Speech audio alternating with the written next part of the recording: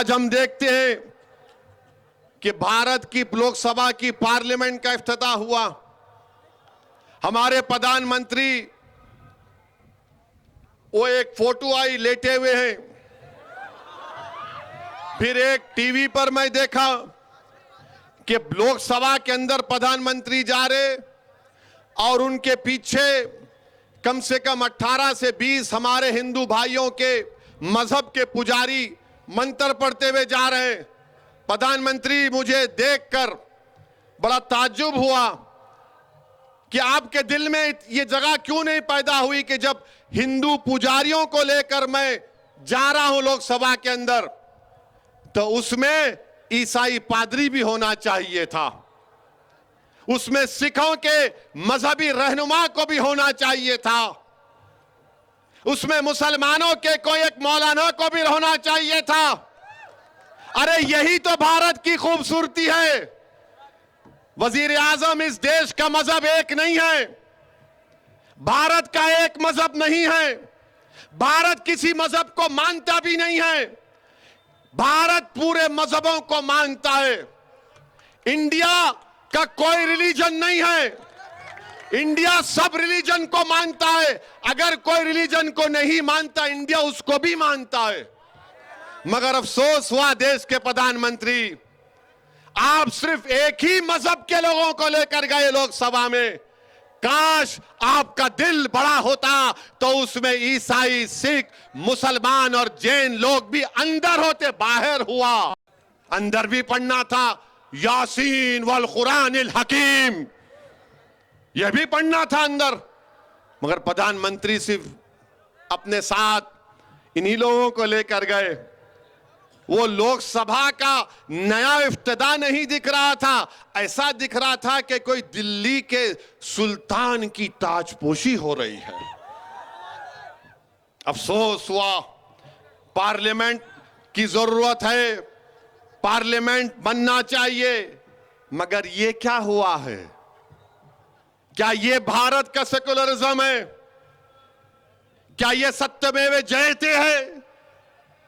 क्या यही दिन देखने के लिए हमारे बुजुर्गों ने अंग्रेजों से लड़कर अपनी जानों की अजीम कुर्बानी दी थी?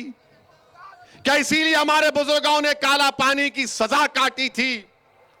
क्या इसीलिए जलियांवाला बाग में हमारे बुजुर्गों ने अपनी जानों को कुर्बान कर दिया अंग्रेजों की गुलामी से आजादी हासिल करने के लिए? क्या इसीलिए बहादुर शाह जफर के सामने उनके बेटों की कटे हुए सर को लाकर पेश किया गया था? क्या इसीलिए टीपू सुल्तान ने अपनी जान की कुर्बानी दे दी अंग्रेजों से गुलामी को आजाद कराने के लिए? बताइए आप मेरे अजीज दोस्तों और बुजुर्गों, ये देश के वजीर आजम को नहीं करना चाहिए था। मिस्टर मोदी, आप हिंदुओं के भी प्राइम मिनिस्टर हैं, मुसलमानों के भी हैं, ईसाइयों के भी हैं, सिखों के लिए भी हैं, आदिवासियों के लिए आप सब 130 करोड़ जनता के वजीर आजम हैं। आप एक मजहब के नहीं हैं। तो लोग अब कल से बोलेंगे वैसी तेरा मजहब कौन सा है? अरे दीवाने, मैं प्राइम मिनिस्टर ऑफ इंडिया की बात कर रहा हूं, मैं प्रधानमंत्री की बात कर रहा हूं, मैं वजीर आजम हिंद की बात कर रहा हूं। मेरी बात तुम कब जब करोगे? जब कोई मैं ओहदे पर आऊंगा। मगर इंशाअल्लाह ताला जब तक अल्लाह मुझे जिंदा रखेगा, जब तक आपकी दुआएं, आपका साथ रहेगा, असदुद्दीन ओवैसी जहां ठहरा है वहीं ठहरेगा। मेरी अगर ये फकीरी है तो मुझे अपनी फकीरी पर नाज है। अल्लाह ने मेरी फकीरी में शाही दी है। जो मुकाम अल्लाह ने मंदलिस के लोगों को दिया है वो किसी बड़े बड़े जमात के कायदीन को अल्लाह ने नहीं दिया है। ये अल्लाह का बहुत बड़ा करम और फजल है। मेरे अजीज दोस्तों और बुजुर्गों, आज पार्लियामेंट का इनॉग्रेशन हुआ तो बार बार हाँ यही है जावेद भाई, बैठ तू। बार बार मीडिया के लोग पूछ रहे आज 28 में है, आप बताओ। मैंने कहा मैं क्या करूं, नहीं, उनकी सालगिरह का दिन है। मैं भी 13 मई को पैदा हुआ, क्या करेंगे। मगर मैं अपनी बर्थडे नहीं मनाता हूं। हमारे दादी मरहूम, अल्लाह उनकी मग़फ़रत करे, उनकी खबर को नूर से भर दे, हमारे घर में कभी भी केक नहीं कटा, ना मैं केक काटता हूं। मेरे को बर्थडे मालूम ही नहीं। जबकि लोग मुझे मुबारकबाद देते तो मैं ताज्जुब करता हूं, इन्हें वाकई मेरा दोस्त है, दुश्मन है इन्हें। मेरी जिंदगी का 1 साल कम हुआ, इन्हें खुश हो रहा। हेलो, किधर। बर्थडे तो एक ही है, माह रब्बिल अव्वल में मिलादुन नबी, बस,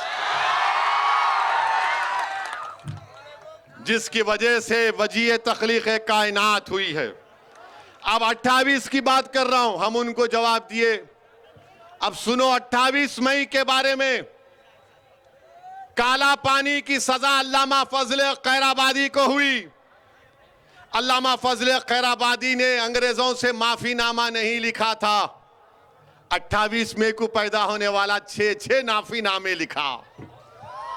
अल्लामा फजल खैराबादी जान को कुर्बान कर दिए। और हम और आप जो आज इस सरजमीन पर हैं और हमको अपनी वतन से इतनी मोहब्बत है, तो उसकी वजह एक ये भी है कि मक्का मस्जिद जो हैदराबाद में है, मौलवी इस्माइल और तुर्रेबाज खां मक्का मस्जिद में जुमे के बाद जुलूस निकाले अंग्रेजों के खिलाफ। हैदराबाद की सुल्तान बाजार में ब्रिटिश रेजिडेंसी के सामने तोपें चली, बंदूकें चली। मौलवी इस्माइल साहब गिरफ्तार हुए। काला पानी की सजा उनको मिली। सबसे पहले काला पानी को कौन गया था मालूम आपको? तेलंगाना बिड्डा गया था, यहां से गया था। कैसा था डायलॉग, समझ में आया? तुर्रेबाज खान की लाश को तूपरान के पास सालार जंग गिरफ्तार किए, गोलियां मारकर तुर्रेबाज खान की लाश को सुल्तान बाजार में 4 दिन तक लटका के रख दिया गया। अरे जालिमों, बीजेपी वालों, आरएसएस वालों, हमारी वफादारी पर शक करने वालों, हम इनके चाहने वाले हैं। जो पाकिस्तान से मोहब्बत करते थे वो पाकिस्तान को भाग गए। जो वफादार है, जो आज आदिलाबाद में मुकाबला कर रहे हैं जालिमों से। मेरे अजीज दोस्तों और बुजुर्गों, और एक बीजेपी की तरफ से आजकल हमारे प्राइम मिनिस्टर पिक्चर के प्रोमोटर बन चुके हैं। एक पिक्चर बनाई गई, कुछ भी नाम होगा, गलीज नाम उसका, और उस पिक्चर में दिखाया गया, पहले बोला गया कि 32,000 औरतें आईसिस में भाग गई। बाद में केरला की एक सियासी जमात की यूथ विंग ने ऐलान किया कि हम इतने करोड़ का इनाम देंगे अगर तुम 32 नाम बता दिए तो फौरन बोले नहीं, खाली 5। और प्राइम मिनिस्टर बोल रहे बड़ी अच्छी पिक्चर है। प्राइम मिनिस्टर, आपसे बड़ा कोई एक्टर नहीं है। आप जो 9 साल से पिक्चर बना रहे हैं ना, वो सब लोग देख के खाली खुश हो रहे, मगर जब ये पिक्चर खत्म होगी तब इस देश के लोगों को ख्याल आएगा, अरे ये पिक्चर थी, रियलिटी नहीं थी। देखो पिक्चर, और इस पिक्चर में विलन कौन है? दाढ़ी वाला है। इस पिक्चर में विलन कौन है? बुर्का पहनने वाली बहन है, और बाकी सब हीरो है। ये सब दोस्त हैं, हम दुश्मन हैं। ये 9 साल का कारनामा है बीजेपी का कि पिक्चर को प्रमोट करते हैं झूठ की बुनियाद पर।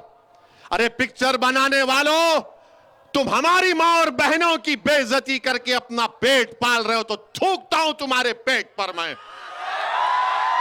थूकता हूं तुम्हारी झूठ पर। अल्लाह तुमको गारत करे कि तुम झूठ को दिखाकर तुम सच्चाई को दिखा नहीं सकते।